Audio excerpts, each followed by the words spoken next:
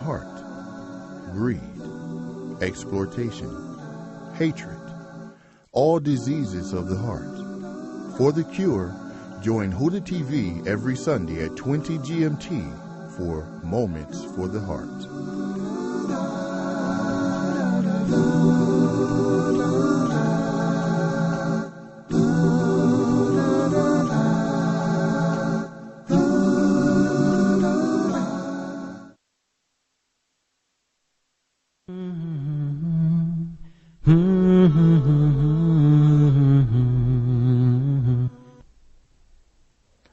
Assalamu alaikum and welcome back. Now war was almost declared, but still it wasn't full scale. The people of Quraysh, the pagans, were eager to defend their idols. They were not ready to accept someone coming and ridiculing those idols that they've been worshipping all their lifetimes. So they started talking among them and started to focus on the Prophet ﷺ.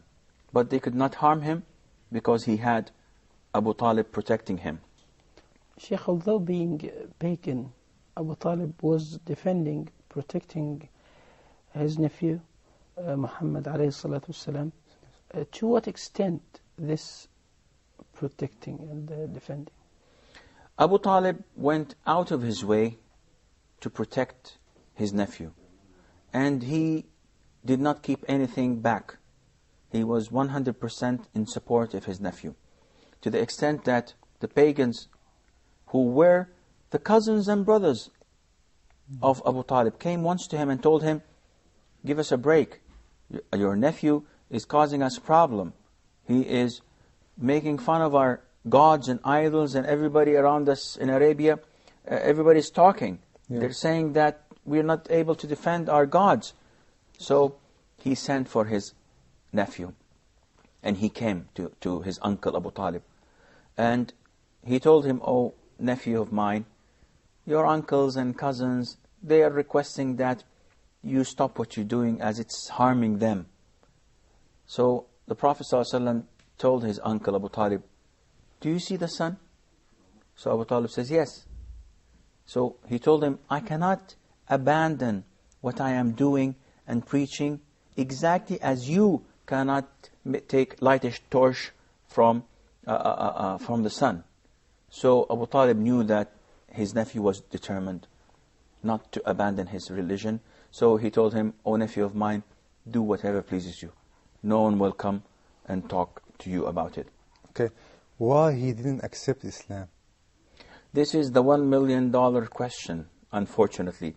It is something that every single Muslim feels the regret and the sorrow. Why he did not accept Islam. Because he was supporting the Prophet ﷺ, was defending him. Okay, do whatever you want. But why he didn't accept arrogance, or what happened? This is one of the proofs that it is the religion of Allah Azza wa Jal. And Allah Almighty guides only those whom He loves. And this is a very important thing. Muslims think and believe that Allah Azza wa Jal gives life, gives wealth, gives health, and gives prosperity to those whom He loves and those whom He does not love. This is a well-known fact. Yes. So it's not only the Muslims that are wealthy and healthy. On the contrary, we find a lot of Muslims that are poor and ill.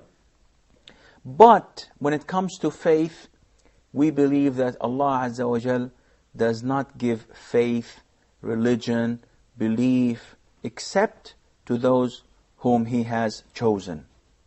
And that is why the Prophet ﷺ tried his best to convince his uncle. His uncle knew that the Prophet ﷺ was preaching the right message.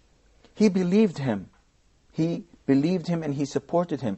And if you read his poetry, you find so many poems describing the Prophet ﷺ and describing his message as the correct one.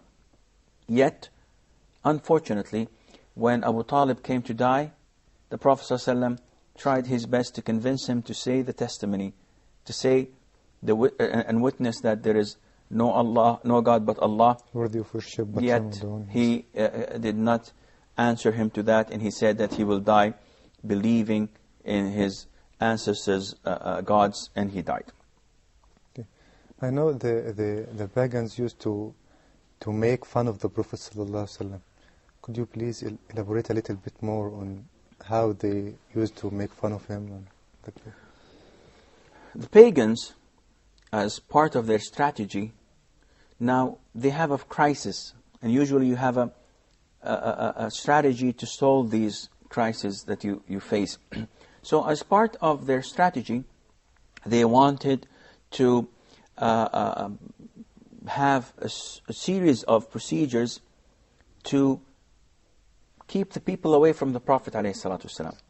And they had a big problem, because he was trustworthy and he was honest. Yes. So how are we going to convince people that you should not listen to him? They put a strategy, formulated a strategy of one, ridiculing from the Prophet ﷺ, by making fun out of him, by putting obstacles in his way, by attacking him, insulting him. They used to tell people that he's a liar, he's a priest, he's a sorcerer, and he's a poet, and he's insane. Fortune teller. Well, a priest or a fortune teller is someone that tells you things. Yeah. And they kept on telling people these things and slandering the Prophet ﷺ with them. Yet it backfired, because the more you prevent people from coming close to something, the more they want to see it. They want to see it firsthand. To discover it. Yeah. So they kept on doing this and telling people, is it possible that Allah chose him and those poor people with him from among us? Allah should have chosen us. Prophethood, to begin with, was a concept unimagined with the pagans. They don't believe in Allah Azza wa Jal to be able to send messengers and revelations.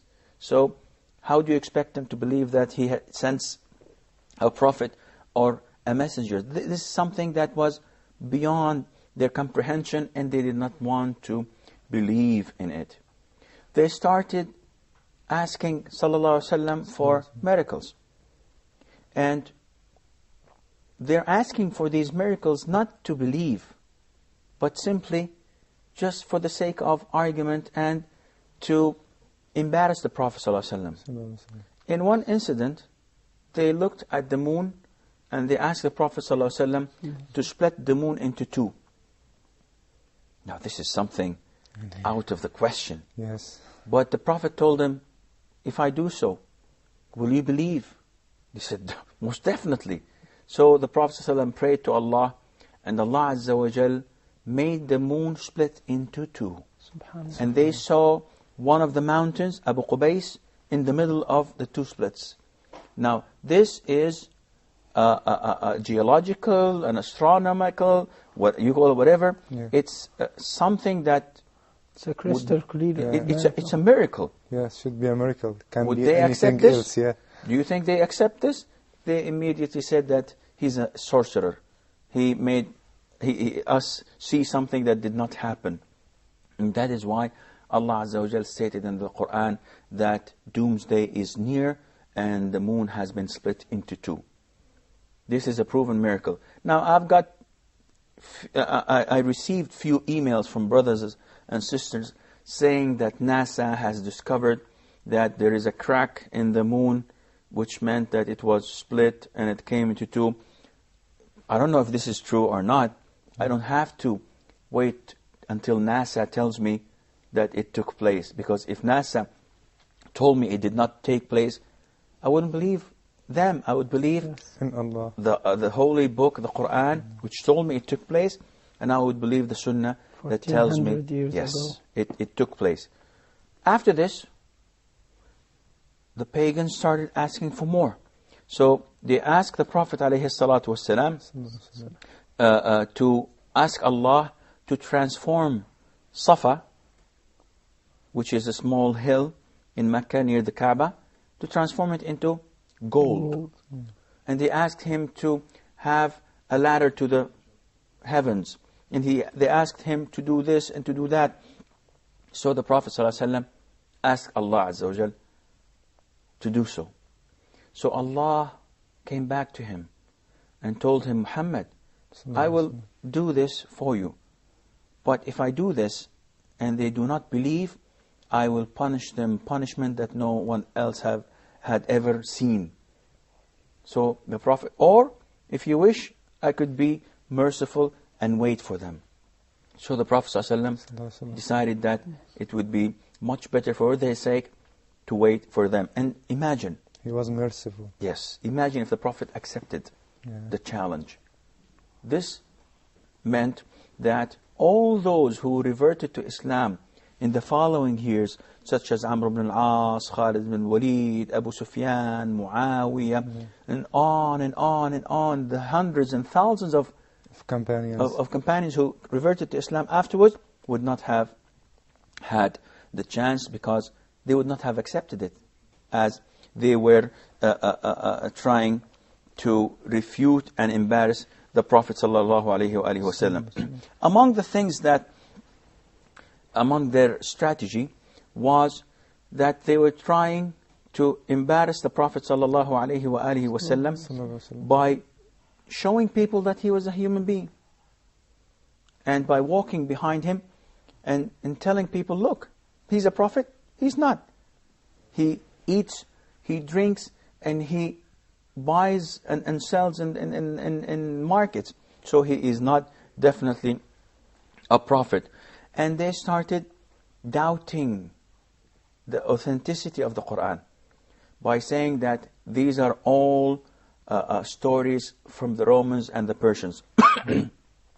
An-Nadr ibn al-Harith used to call the people, the pagans, and tell them, don't listen to Muhammad. I have more stories than he does.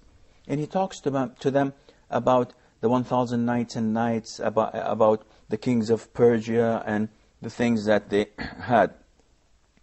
And among their strategies, that they used to go to the Prophet ﷺ and ask him for compromise.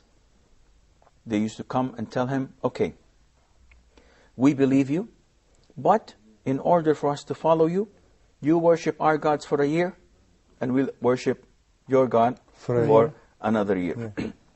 And this compromise is unacceptable, and that is why a surah was revealed. Oh, you disbelievers, I do not worship what you worship, and you will not worship what I worship.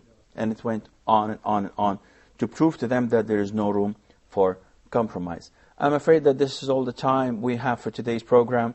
So inshallah, until we meet next time, fi amanillah. Wassalamu alaikum wa rahmatullahi wa barakatuh.